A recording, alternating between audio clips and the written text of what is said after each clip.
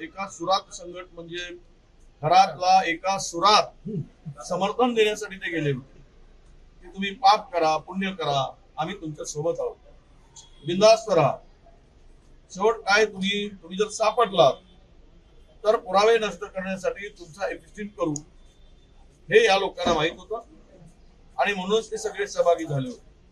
या सगळ्या सहभाग्यांची यापूर्वी पण मी बोललेलो आहे जेवढे प्रशासनातील अधिकारी आहेत जेवढे राजकीय लोक आहेत जे कोणी गेले आहेत त्या सगळ्यावर गुन्हे दाखल व्हायला पाहिजे. त्या बंधुगिरीला समर्थन देण्यासाठी गेलेले आहेत त्या अंधश्रद्धेला बळकटी देण्यासाठी गेलेले आहेत म्हणजे हे सुद्धा त्या कायद्याअंतर्गत शिक्षेस पात्र आहेत गुन्ह्यास पात्र आहेत त्यामुळे त्यांच्यावर कारवाई झाली पाहिजे ही आमची मागणी आहे.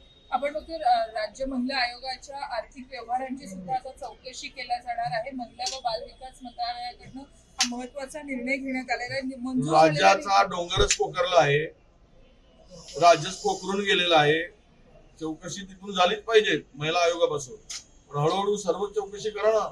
जे फोटो काढून आले ना आणि ज्यांच्या बरोबर या अनेक फोटो काळ्याचे पैसे पांढरे करणाऱ्यांचे पण आहेत त्यामुळे ती सुद्धा चौकशी झाली पाहिजे आणि त्या आयोगामध्ये काय काय गेलं काय काय झालं जर आयोगाच्या दरवाजावर किंवा आयोगाच्या खुर्चीवर ते काय सगळे विधी पार करून जर बसत असतील तर मला वाटतं की पुरोगामी विचाराच्या समर्थक आहोत म्हणून घेण्याचा कुठलाही अधिकार यांना नैतिक अधिकार यांनी गमावला असला. दीपक केसरकर यांच्यावरती एकनाथ शिंदे हे स्वतः नाराज असल्याचं म्हणतात त्यांना समज देण्यात आलेली आहे. खऱ्या प्रकरणानंतर पक्षाची प्रतिमा मलिन होत असल्याचं सुद्धा या नाराजीतून स्पष्ट झालं. ते त्यांनाच विचारा आता राहिली काय नाराजी राहिली की मुळावर राहिला काय सगळे त्यावर फार मला काही बोलायची गरज नाही. कोण कोणावर नाराज तुम्ही ते नाराज होतील मिळतील कारण सत्ता आहे तोपर्यंत त्यांचा पक्षाचा तो अधिकार आहे.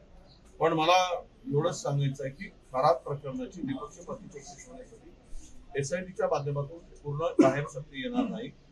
त्याची सीबीआय मार्फत चौकशी झाली पाहिजे नाहीतर न्यायाधीशाच्या देखरेखीखाली किंवा त्यांच्या प्रेझेन्सीमध्ये ही चौकशी झाली पाहिजे असं माझं वाटतं. युद्धाची परिस्थिती अजूनही जैसे ती आहे. गॅस पेट्रोलचं इंधनांचा तुटवडा आहे. सरकार म्हणतं अजूनही तुटवडा नाही. मी आज ऐकलंय केंद्र सरकार म्हणते मुख्यमंत्री म्हणतात याला राहुल गांधी जबाबदार आहे. चुकून म्हणाले असतील त्यांना नेहरू जबाबदार आहे असं म्हणायचं असेल त्यांना इंदिरा गांधी जबाबदार आहे असं म्हणायचं असेल चुकून ते राहुल गांधींचं नाव आहे. तुम्ही पाप करा दुसऱ्यावर खापर फोडा तुम्ही राज्य आणि देश उद्ध्वस्त करा आणि त्याला जबाबदार आम्हाला ठरवा ही नेहमीची टेप सातत्यानं वाजवा.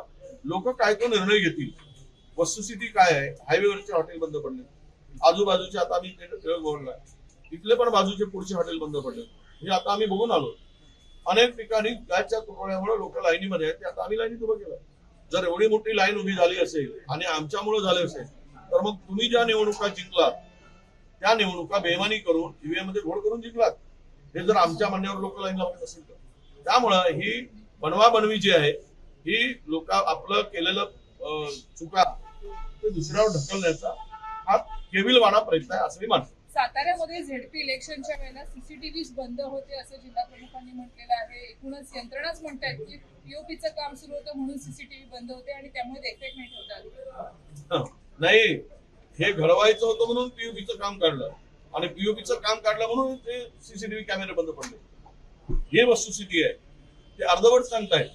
ही पूर्ण वस्तुस्थिती आहे आणि त्यातून ते पुरावे सापडू नये आणि मंत्र्याला तो बिचारा पहिलेच किरकोळ मंत्री बारीक त्याला थोडं बसलं अधिक बसले असते तर महाराष्ट्राचा मंत्री शहीद झाला असता आणि शहीद करण्याच्या यादीमध्ये त्यांचं नाव लिहिण्यामध्ये आणि कोणाच्यामुळे शहीद झाला त्यांचं नाव आलं असतं तर बरं झालं.